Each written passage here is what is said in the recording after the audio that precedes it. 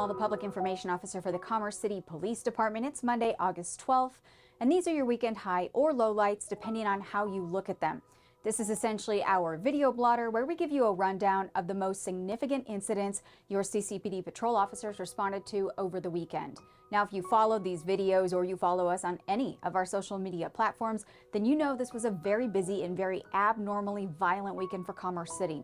So today we are going to summarize the 5 homicides, yes, 5, and a few other serious incidents in chronological order. But first, we responded to a total of 300 calls for service and conducted 20 traffic stops over the 2-day period. On Friday, officers were called to the north side of the King Soopers on East 62nd Avenue for an assault. They discovered a transient woman who had been struck in the head with a 40-ounce bottle. She was transported to the hospital and the suspect remains unidentified. Also on Friday, officers rushed to the 7-Eleven parking lot at 104th and Highway 85.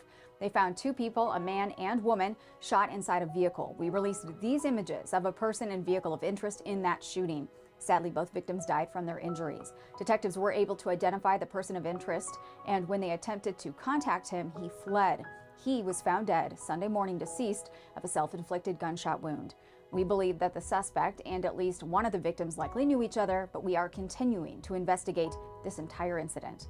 Also overnight Saturday, officers responded to a shots fired call in the 10,000 block of Fairplay Street.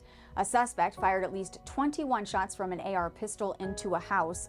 The suspect was wearing dark clothing, but no other additional identifying information was available, and the individual left the area on foot. On Saturday, officers were sent to the 8800 block of Tower Road for a 2-vehicle crash in which 3 people were injured, 2 very seriously. No drugs, alcohol, or speed were suspected, but rather one vehicle improperly turned in front of the other. All of the injured parties were in the at-fault vehicle. Also on Saturday, officers responded to the Pioneer Park parking lot for a gunshot wound victim. When we arrived on scene, the victim was deceased, and we took the suspect into custody immediately. We've had a lot of questions about the motivation behind this murder.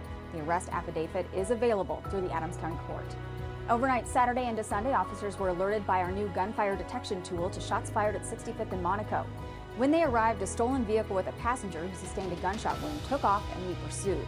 The pursuit was terminated and picked back up in Aurora. Stop sticks were deployed with the assistance of the Aurora Police Department, and the vehicle crashed into a parked trailer. Inside, officers found the gunshot wound victim deceased. The driver and another passenger were injured in the crash, but were taken into custody. At the original scene at 65th and Monaco, another male was found deceased of a gunshot wound, leading detectives to believe this all began as a gun battle between the individuals in the car and the person found in the yard. But this, too, is still under investigation. On Sunday, officers were called to a burglary in progress in the 6100 block of Kearney. The suspect, a juvenile, had climbed through the window of the school and was attempting to take property out of the school, which he had in his hands when officers encountered him. The school later provided video corroborating that. The suspect was released to his parents and faces burglary charges. That's all for now, and we know it's a lot. We'll see you next time. Have a safer week, Commerce City, and remember, if you need us, we are always just minutes away.